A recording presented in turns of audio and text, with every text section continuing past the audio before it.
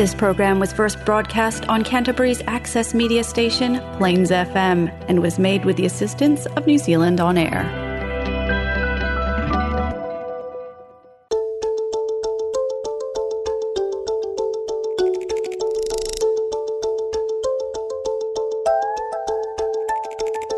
Welcome to Terra Nova Earth Talks. We speak with cutting-edge experts and wise elders from across the globe on the issues and action our Earth is calling for. Brought to you by the Terra Nova Foundation, driving environmental change through human connection and collective action.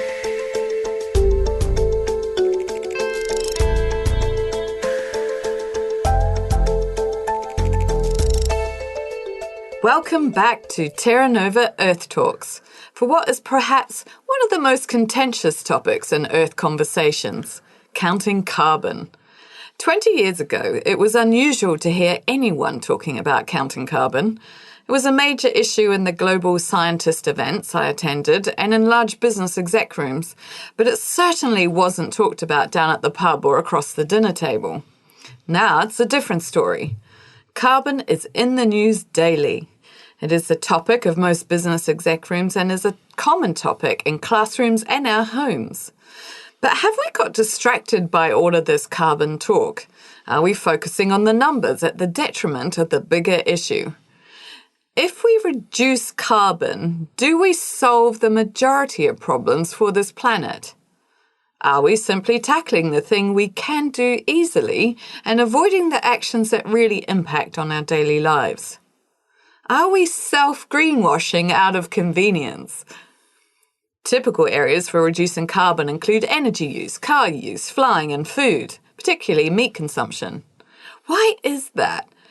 I get asked regularly, what is the point of me reducing my carbon footprint, the amount I consume, if big business, the biggest consumers, are not doing anything? So many questions. Well, today we are lucky because we have the wonderful Josh Dry from Kogo with us. Kogo is the leader in carbon counting as a means to shift our behaviour, winning awards across the globe for its carbon tools over the last 14 years. With charitable beginnings, it is now the go-to for banks in multiple countries worldwide. Josh, it's great to have you in the studio today. Welcome. Kia ora, Rose. Lovely to be here. Thanks for having me. So let's get straight in. Carbon talk. One of the things I want to tackle first, though, is the Kogo journey. Sure. Because it is an interesting journey. There's lots of new companies around, like especially in the last sort of 5 years. There's all these different carbon tools and carbon organisations that have come into play. But Kogo was around a lot longer than that. That's right. Can you give us a bit of a flavour of the Kogo journey to date? Sure thing. So you mentioned 14 years. Yes, 14 years ago as a charity, Conscious Consumers was born. So Ben Gleisner, who's still our CEO, one of the founders, started with the vision to empower individuals to understand the impact their spending was having on the things that they cared about.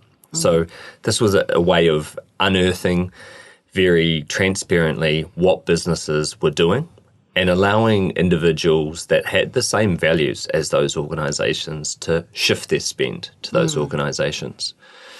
And through the advance of technology, we had one of the first apps in Aotearoa, and it's been a journey, and through open banking in the UK and all these exciting trends, carbon accounting, as you mentioned, we've, like any classic tech startup, have pivoted a few times. And in the last sort of 4 years, yes, we've been working with banks around the world, enriching their customer transaction data, either consumers or small business, enriching it with carbon data and allowing them to see the impact that their spending is having in a carbon sense. And yes, now around the world, working with 20 banks globally.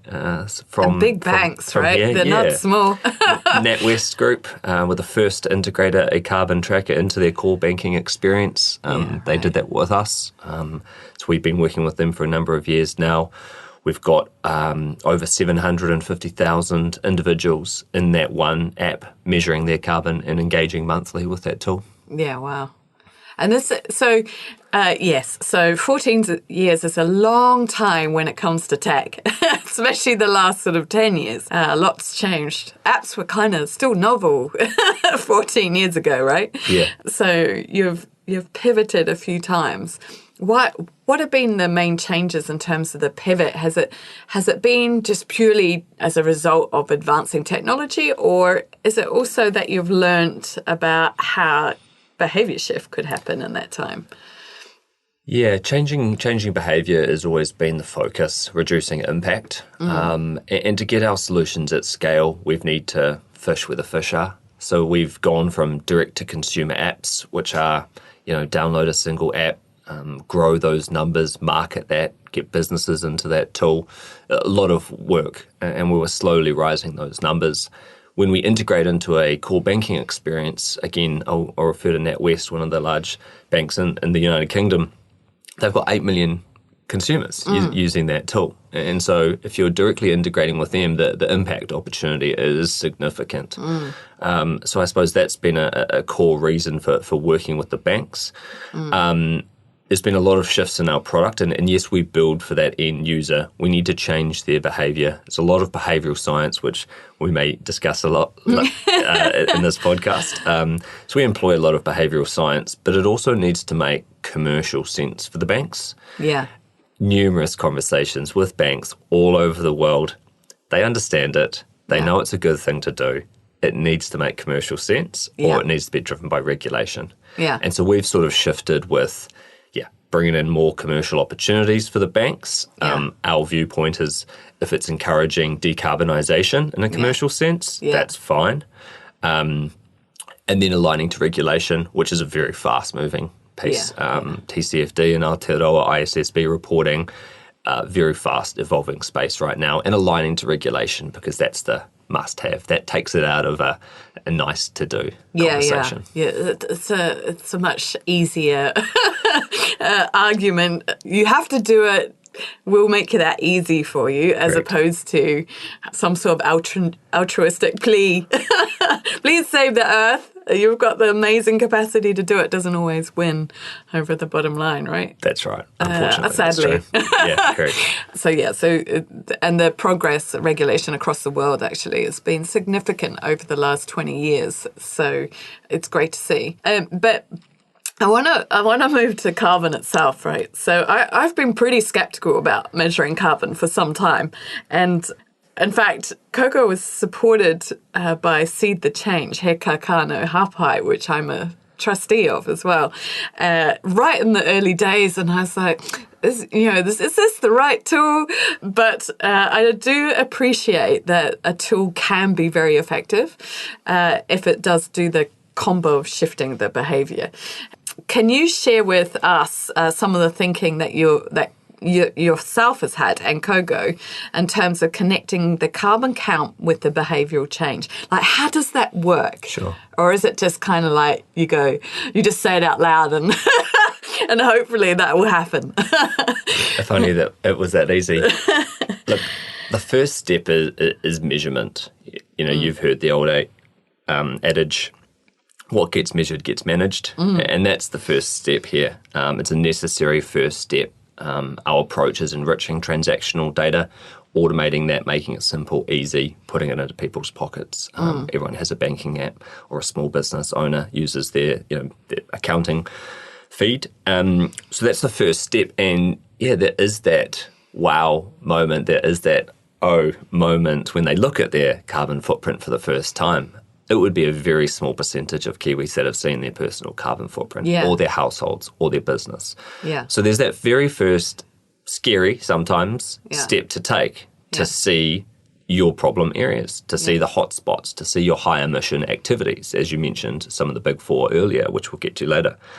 And that's just from the purchasing, right? That's right. It's not even the whole thing. It's just your purchasing consumption. That's right. A spend-based carbon footprint does cover a significant amount of an individual's or a household's carbon footprint. There's a lot of things that we spend. Energy, you mentioned, transport, travel, and then there's the food and the consumerism, all the things that we need. So it does cover a significant amount of an individual's footprint. There's some other things which we may cover later in regards to investments in your job and other things that are periphery that you can actually help reduce emissions that are not associated to spend. But it's that first step, and then what we do is we really focus on reduction. We could talk another podcast about offsetting and certification and the good and the bad and the do's and the don'ts in those fields. For us, it's about empowering individuals, small businesses to take climate action. And that starts with here's your number, here's your carbon footprint, and here's some areas, here's some... Your carbon can be less. That's right. And here's some things that you can do. And it's about using that behavioural science, and again, some examples. Nudge theory is a big part of what we do. We call it ethical nudge. We have a framework for nudging, and that's simply notifications, timely pop-ups that can encourage you to take things in a different direction. Positive reinforcement. We talk about benchmarking, keeping up with the Johnsons or the Joneses and trying to shift and be better. Equivalencies, so understanding carbon. You mentioned, here's a number. What does a ton of carbon mean? What is that equivalent to? So give us some insight. What does it mean? Because we talk carbon like, everybody knows about this. But what is that? So we like to use equivalencies to help people understand what a single purchase would be. So $100 spent on groceries, what does that look like? Is that 50 kgs or 150 kgs or 1,000? And what does that actually equate to? So we use equivalencies to help individuals understand that. So we look at simple things as phone charges, very, very small, up to Ks driven in a car, and then sometimes flights to Sydney and back, for example, sort of allows you to sort of start comprehending that. And this is, a very big part of the behaviour change we're trying to encourage is through increasing carbon literacy. We've done a lot of research and read a lot of research that a more carbon literate individual is more likely to engage in climate action. So it does start with awareness and then education. And education's power, as they say. So the more you know, the more likely you are to engage in climate action. And that's a big part of our approach, is automating that information, showing the number, then showing the field that is most relevant to them as a small business. And it could be transport. And then you look at that and then you're encouraged to reduce. And you're then connected to, hopefully, funding from a bank and some solutions, and that's the next step. That's where the magic begins. That's right. I think the thing is, you can't, once you know, you can't not know, right? So you can kind of walk along, with your blinkers on and going, I think my carbon footprint's probably all right. I don't do too bad. I'm just little old me, But when you see it in front of you, it's like, that's right. Whoa, okay. It starts the journey. And a lot of people are on different, stages of their journey. We talk about a spectrum of green. How dark green are you? There's some dark green people who would be doing a lot of good things, and maybe they just look at the last little thing that they can do to tweak. Maybe they're living off grid, vegan, electric car or biking, and don't fly. Don't buy that many clothes, repair, buy second hand, doing all these nice things. Maybe they're just starting their journey and they want to be guided. So it's also about meeting people where they are on that journey. And same as business, it's exactly the same. Big business, small business, they're all on their journeys. And we just want to support people with credible information, bypass all the misleading, greenwash, misinformation, and credibly show a really fast, easy footprint, and then guide them on the journey, whatever they would like to do next. With some good, solid science sitting underneath it, so it's not like Josh says. That's right. It's So we need to be that credible arm, credible voice for the banks as well. So, we do a lot of the the FAQs and the support and how did you measure this? And so we need to be extremely credible, and obviously working with a number of banking institutions around the world, we are doing that. And so we just need to obviously ensure that, yes, the data we work with, all the people we work with, how we talk about it is extremely credible, for sure. Yeah, no, that's very cool. So So I want to move now to bigger picture because carbon does get carbon offsetting. I just say carbon because there's, lots of words used after and before. But it's talked about a lot. Like it's fun for me in a way because it's like 20 years ago, if I talked about this stuff, people just were bored, right? They're just like, yeah, whatever, not my bag. But now it's everywhere and it's in the news all the time. And there is some confusion often. So I love the simplicity almost of the tool that Kogo has.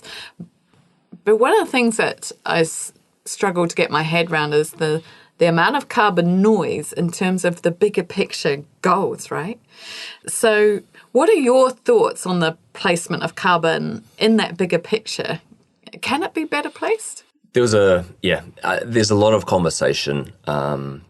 Again, we don't want to timestamp things, but we've got the New Zealand elections on right now, and there was a climate debate just earlier, and a lot of it was focused on ETFs and offsetting, and I think we're having the wrong conversation. It needs to be focused on reduction. Again, we are not going to offset our way out of this crisis. We're not going to certify our way out of this crisis. Yeah. Kogo focuses on supporting households and small businesses to reduce their emissions. That is what's so crucial for us. I think the big picture that carbon accounting fits into is that we need trillions of dollars for the global economy to decarbonise, and we need to do that at scale and very fast. And that includes supporting households and small businesses all over the world to decarbonise. Yeah. And I think that's the part that a carbon accounting plays for a household or for a small business is, again, here's your number. Yeah. Here's some things you can do. Yeah. Here are some finance that can assist you to do those things. Yeah, right. And it's sort of that simple. And we're trying to get those solutions at scale and streamline the finance that is available. Banks are coming up with astronomical numbers to give to these households and to these small businesses. So we just need to make that connection. Yeah. Do it in, again, credible, fast, automated, easy way that can be accessible to all. Yeah. And I guess from what I'm hearing from what you were saying is that it's almost like you're doing a translation of the number to meaningful reduction behaviour. So people often tend to stay with the number, right? Oh, it's this number or that number or whatever. But the number can only go so far. At some point, we just have to translate that into how we're living fundamentally. Because how we're living, especially in this country, and actually when I was looking at all the countries in the world that you're working in, the big high-consuming countries, we're not talking. There are some countries around the world that are not even on the overshoot clock. Yep. So we've mentioned this in another podcast about the overshoot day, which is a good indicator of how many resources your country's using. Overshoot.aday.org is where you can find your country's day. And some countries aren't even on that clock because their consumption's so low. But the likes of Aotearoa, New Zealand, we're at April 19. So that translates to effectively we're using 3.5 to 4, that's probably an underestimate, Earths a year in our consumption. So we are not, we are big consumers, and so is the UK. You're in UK too. So these are areas of the world that are very high consuming. And so it's really important that we don't look at the numbers in terms of, oh, we're not a big enough place, or what am I going to do as an individual? Because actually we're equivalent to many other people in another country because of our high consumption rates. That's right. Look, I mean, a lot of reports put consumption and call it hyper-consumerism down to being a big part of this. Yeah. So it is majority Western world. It is countries, as you mentioned, New Zealand, Australia, UK. We're trying to go into the US right now, which is going to have its, its own issues and problems. So we need to encourage those high spenders, those that are spending a lot. We don't need to go into a lot of the very smaller countries that have low emissions, that aren't, have very low footprints. And it's the same with individuals. Some people, you find those people that, again, very dark green, who are off-grid. Maybe they have one bank account and it doesn't get used that frequent. They're not the sort of people that we need to empower with these tools. We need to get them at mass scale and mass, majority of people need these tools. And again, we see they want these tools as well. They want to be encouraged. And for small business, I think, we saw a solution, Golf. There was, again, the ability to run a manual survey and enter, a lot of data or answer some questions. And there's obviously, a lot of bias involved in that. How much do you use your car? How much do you spend in the supermarket? You're never going to get these numbers right. The other opportunity for a small business is to pay one of the certifiers a significant amount of money and take a lot of time. And right now, there's the cost of living crisis. We've just come through a pandemic. Small business owners are generally time and resource poor, regardless, even before these multiple crises landing on top of them. So it needs to be automated, it needs to be fast, it needs to be easy. And transaction-based is what we believe is the way that we can show those that are spending a lot, how they can spend better and shift to reduce those emissions. So let's just talk small, medium business, because they make up the majority of businesses across the world. And there's a lot that can be done in this area, right? If a small, medium business is looking at this, what's some of the first considerations that they need to look at? Because I can see for a lot of businesses, they might be thinking, we're just surviving right now. The last thing we need is to be doing something extra. So what, in your experience, has been the first sort of like, how do we get our head around this? Do we need to do it, or can we leave it till later? Sure. I think the first thing is that we see that small business owners, they do want to see this. They do want to have the ability to understand the impact that they're having and how great it is and what they can do to lessen their impact on people and planet. We see that there's a significant commercial opportunity, a competitive advantage for doing these things and taking your stakeholders, your customers on the journey with you. We see, again, consumers, same on the other side of the coin, consumers want to spend with better business as well. So we think that there is something to be said about that social sharing, that proof point that you are doing what you can. Right. Again, it's about being transparent. This is where we are at on our journey. These are the things we are doing and want to be doing. No one's perfect. No one's going to get that perfect number. No, and don't overclaim. Is that what I'm hearing? Don't overclaim, of course. Don't overclaim. So we're trying to do this and empower these small business owners to have access to these tools for free. To do it very quick and easy, 4-minute onboarding process, go through this, show them their number, and then again recommend some things that they can do. And there's a range of different, we call them climate actions, that they can take in regards to the type of business they are. Some are micro actions or tasks, some are larger, moving fleet to electric, it's going to take a while. It's the same as an individual. You talked about meat and changing your diet, going vegan. It is quite a big task for a lot of people. But let's break that down. Let's start with meat-free Mondays. Let's start with socialising the conversation at the dinner table and shifting one meat meal to a veggie meal, or changing the milk that you're using at home. And in the staff room, so I often recommend that an office gets a local veggie and fruit box delivered to the workplace, so that people aren't always buying stuff out of packets that's come from the other side of the world, and just make it available. And most businesses in an office area will have a little kitchen of some sort. It doesn't take a lot. It's not a lot of money, but it really starts to promote that local buy-in. Your staff feeling better because they're eating really great it's local food. It's a multiplier, right? It's a lower carbon purchase. You're also putting money back into the local community. You're promoting. You're hopefully sharing, talking about that. There's a ripple effect associated to that as well. So, I think that's a big part of what we're trying to do is unearth those opportunities and show people that they can spend better, and here are some ways that they could do that. So one of the criticisms that people often say is, carbon counting, switching the lights off, like what difference is that really going to make, right? And that's often what people say, switch the lights off, turn the heating down.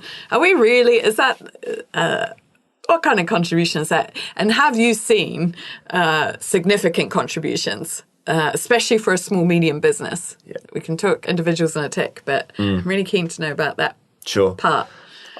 And we have this conversation all the time, of course, in this large emitters and large business and governments and potentially not taking action. My viewpoint is it's all hands on deck. And everyone must do everything within their power to reduce their emissions, be it a business owner, be it an individual, someone part of a community, a household. Every little thing we do is lessening the impact for future generations and for the environment. So every little thing makes a difference. Yeah. Again, I think people in small business do want to lessen their impact. They don't have the ability or the access to such tools to help them and guide them in a credible and easy fashion. And I think people and business owners personally feel better for doing this. You talk about making a shift in diet. These things, again, have multiple benefits. There's health, there's the animal welfare angle, buying local, putting money into the local community. And I think people want to be on these journeys, and it's very tricky. It's misleading and hard and seen as expensive as well. It's another thing we want to break down is the money aspect, you know. When you're looking at large items in regards to home installation, solar panels, EVs, there's a significant amount of bank lending out there available. And there's more and more TV ads and more billboards. And I think we're trying to just streamline that opportunity to those that want it and show them that here is finance and these are the things that you can put that money to do. Yeah. Totally.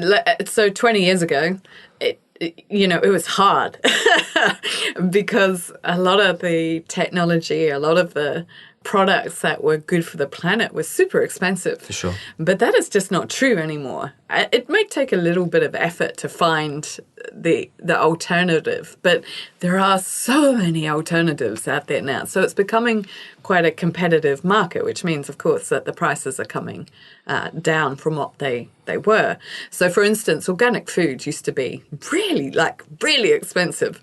But now there's often not much of a difference between your organic option and your spray or chemical added option. So it's becoming much easier, and it's becoming much easier for businesses to make those choices too. So one of the things, and I'll be interested to know if you've come across this, is people often talk about packaging because packaging and sending product is such a big part of so many businesses.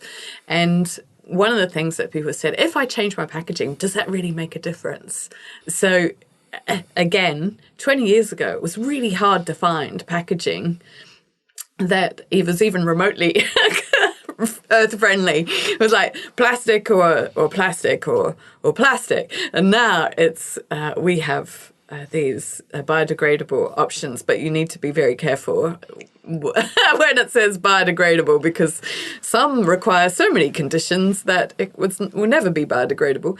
But there are options that definitely are. So if we just take a little bit of time, a switch can be huge and not actually much more expensive to the end goal. And then as you said before, the buy-in with your customer, your personal human effort to be good for the planet is almost always recognized and bounds by your customers. Is that the experience that you've found with the organizations you've worked with? Yeah, it is. I think in regards to a small business looking for ways, if they are doing a lot of packaging and there are so many solutions out there. And I think making that shift and again promoting that and taking your customers on that journey does and will see an uptick in customer base.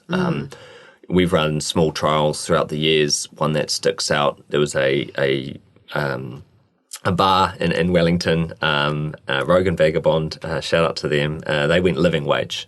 Right. And so we wanted to promote that this is now a bar that is a living wage, pays them their staff minimum of a living wage, signed up to that. And we promoted that bar was, and we popped up an alert on people's phones at about 4 p.m. on a Friday in Wellington.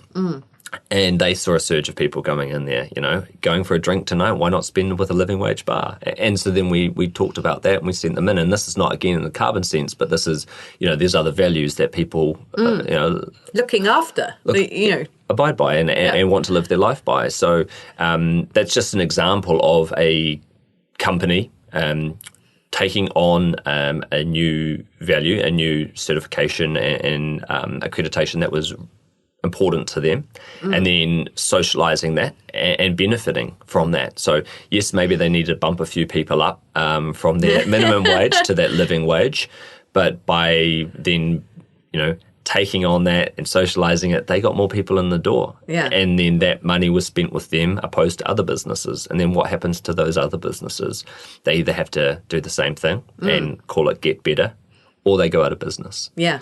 And unfortunately, in the times we're living, that's the best scenario, that we need these businesses who are doing good by people and planet to flourish and to be seen and to have increased custom. So I think that is what we're trying to achieve at scale, promoting good business, supporting businesses who want to be better and driving customers to those businesses. So that's so if we full circle round to the carbon count count is actually the tangible measure, but underpinning that is a real human value connect. That's right. I think coming back to the start of the Kogo journey, conscious consumers, it's about aligning your values with your spend. And of course, we've gone down a path of carbon for many, many reasons. Very, very important. We talk about regulation, commercial opportunity, decarbonisation, numbers that are needed. So for many reasons, and looking at banks, getting into banks right now, it needs to be driven by carbon through regulation, commercial opportunities. But now we're having conversations with our bank partners about, well, we're enriching your transactional data with carbon. We can enrich it with percentage of living wage businesses. Yeah, right. B Corps, Indigenous-owned businesses, women-led businesses, all these other things that your customers would want to see. Yeah. And so this is where we foresee the future, is that you would be able to log into your banking app and you would be able to say, these are the things I care about. And these are the businesses that you're currently spending with, made available to you. Yeah. And then you'd be, again, ethical nudge to those businesses that are aligned to your values that you're not currently spending with. And I guess the key thing, because I meet a lot of people working very hard to try and buy well, but you then are doing some of the heavy lifting by saying these are not greenwashing. We're certifying the certifiers. Yeah. Yeah, that's right. So we're doing that work for them. It is very confusing. I'm not an expert on organic, but there is too many organic certifications in this country. Yeah. It is very, very confusing. Yeah. So what we're trying to do is break down that, certify all of those that are legitimate and credible, and provide them with such as a Kogo verification that, yes, we've done the heavy lifting. This business has organic produce, for example. Yeah. And looking at things such as living wage Aotearoa, which has unfortunately not a large following. If you are out there listening, look at living wage and moving your staff onto that at a minimum. But yes, that's it. I mean, very credibly going through the process of finding the businesses that are doing good and translating that to the individual. Yeah, so it's a big shout out to those businesses who really want to look after their people and their planet, right? I meet a lot of people who are wonderful humans, who are running a business or in a business and who want to do something, just not always sure where to start. So this is a really great, tangible, accessible way to do that and to get a step on the journey. But I want to tackle large business with you, Josh, because, and back to the introduction, people do say, look, we are not the big carbon consumers. The big carbon consumers are these big businesses. They're making a lot of money. They're very extractive in their business model. They're certainly not anywhere close to being regenerative. And they're not really doing a lot right now. So what difference does, humble old me on the ground do? What would be your response to that? Yeah, again, I think it's tough when you see these large polluters, governments or business around the world, either not taking action or trying to greenwash or not moving fast enough in general. I think every little thing does matter, and I think that's it. It's just transparently doing what you can and taking your customers on that journey, or taking your friends and family on that journey with you. I think there's something to be said about, making these small incremental changes in your own life. And there is a ripple effect to that. We're all voters. We all have KiwiSaver or investment funds, where you put that money, who you vote for, the conversations you have with people. These things all matter. And I think it's that collective action that we're trying to encourage. You look at all the small businesses in Aotearoa, individually, small footprints, but they add up. And I think it's that collective action that is really important. In our tools, we show how many people have committed to this action, and what's that total collective emissions reduction. So moving from X to Y, I've reduced 50 kgs. Maybe I'm not feeling like that's denting the global crisis we face. But collectively, there's 1 million kgs associated to that climate action that X many people have taken that on as well. And the same in business sense as well. And we are all the customers.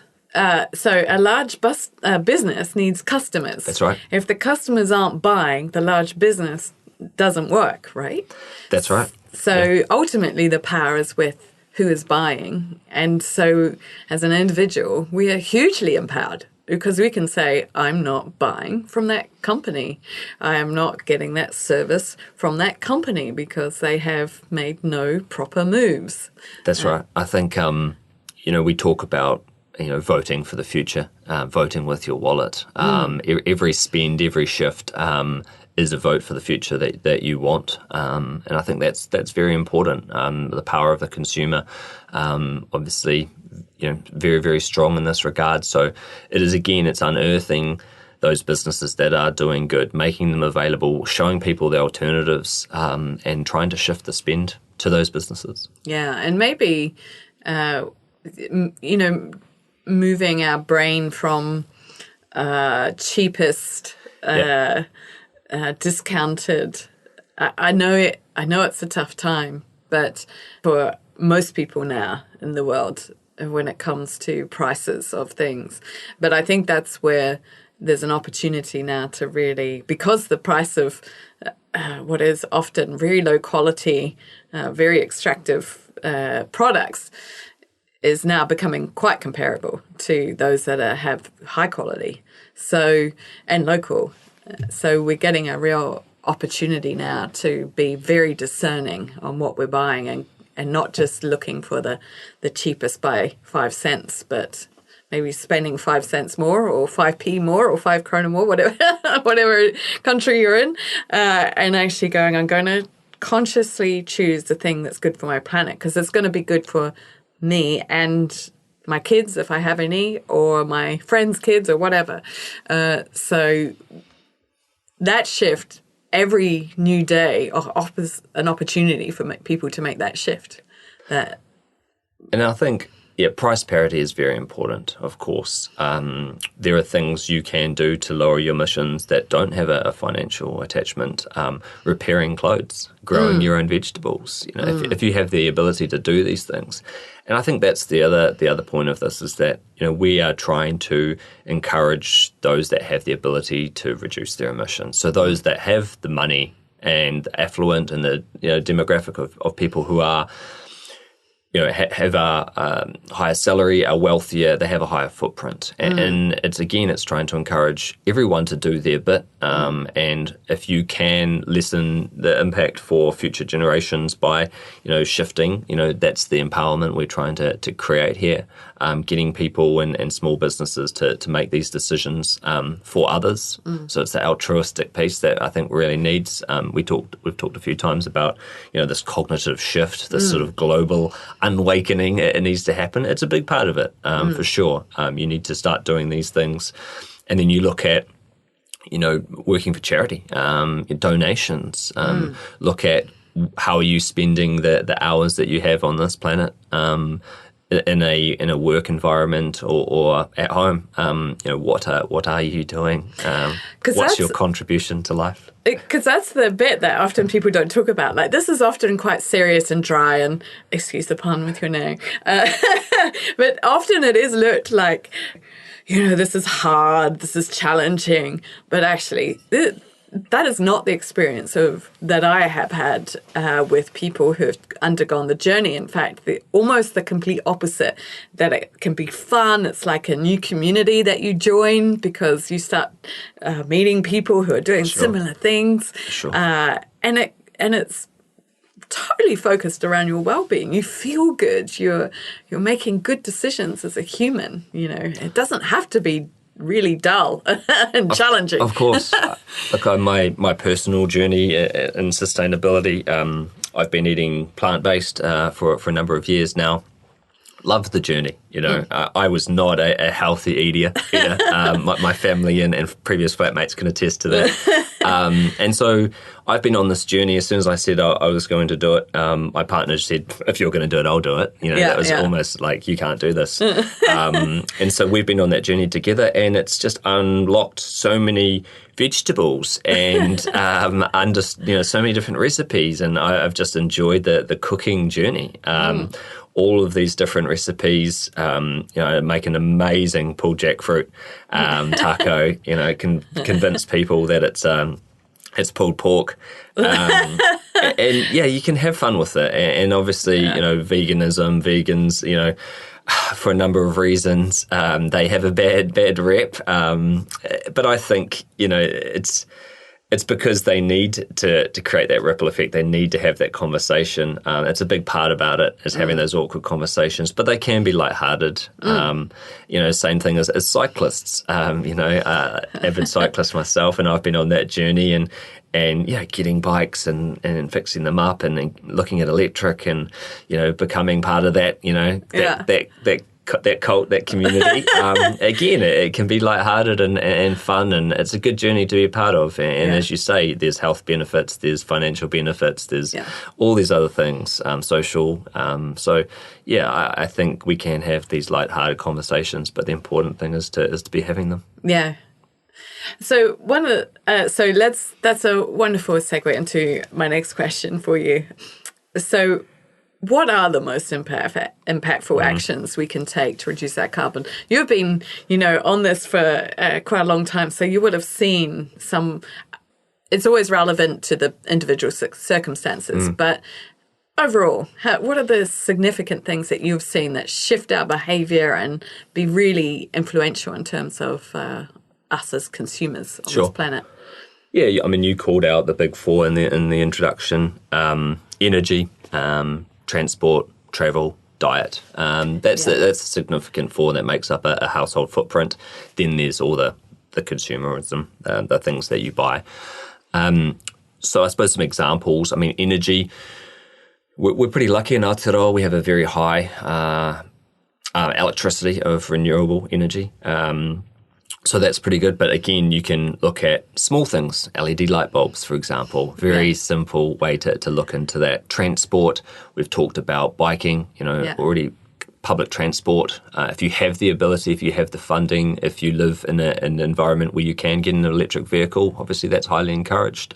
Dip your toe in the water with a hybrid. There's a lot of funding out there. Travel. Or just stopping. Just stop. Just like stopping and not going out in your car every day, right? like buying a car is a big consumer item. Of course. Just reducing it massively would be. I mean, that's the first part of reduce, reuse, recycle, isn't it? It's refuse, and that's the first thing. Just refuse it at the start. But of course, there's a lot of people that need to be doing many things for many reasons. We're not going to move away from clothing, heating, feeding our families, are we? It's about these things are always going to be there. It's about using that money in the best way possible, or that you can. Travel, again, yes, flying is a big one. Can you have more staycations? Can you do some more exciting things with the family that are local? And if you do go overseas, what are you going to do in regards to reducing that?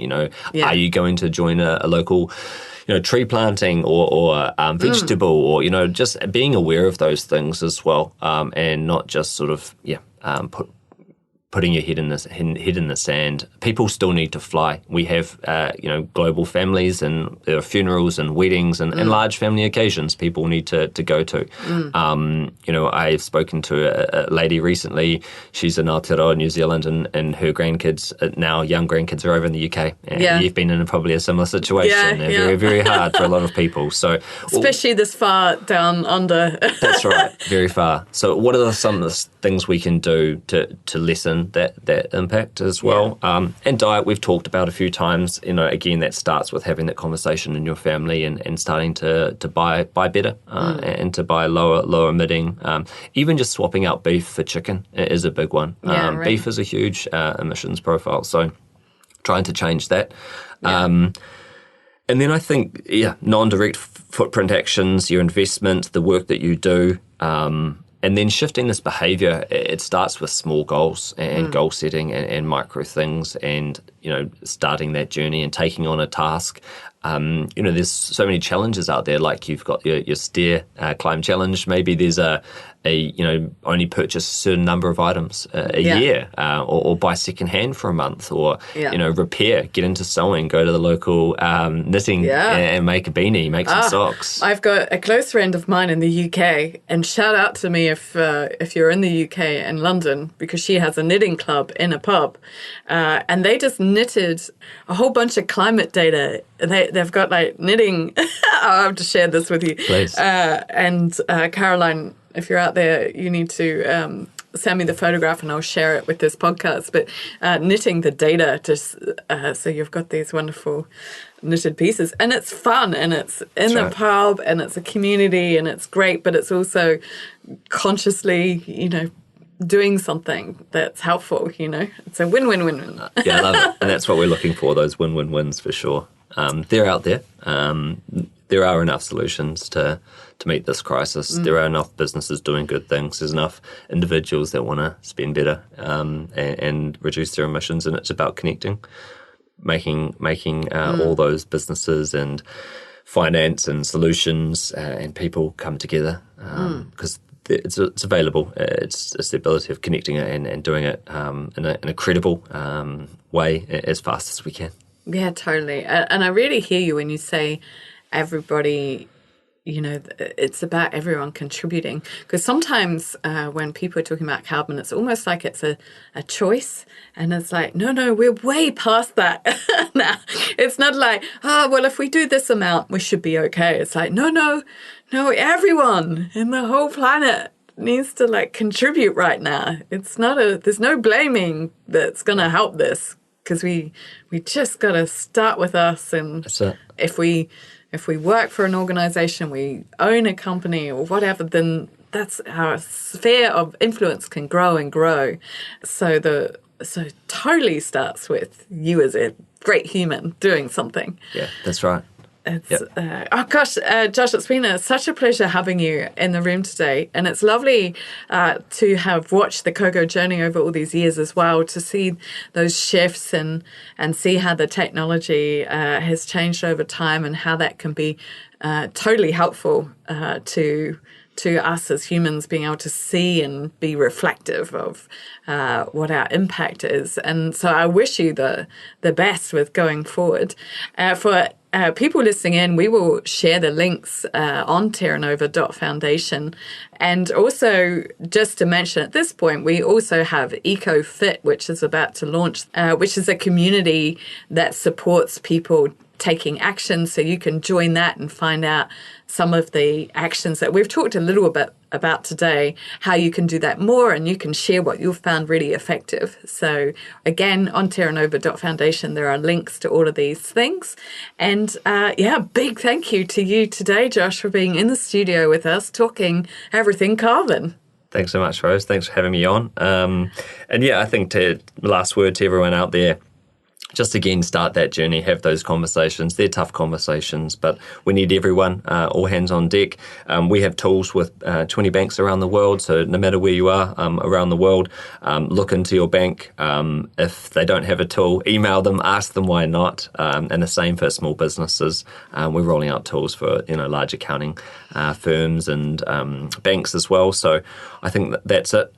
Start that measurement, start that reduction journey, and I suppose be resilient as well. It's tough for those who are out there fighting at the moment.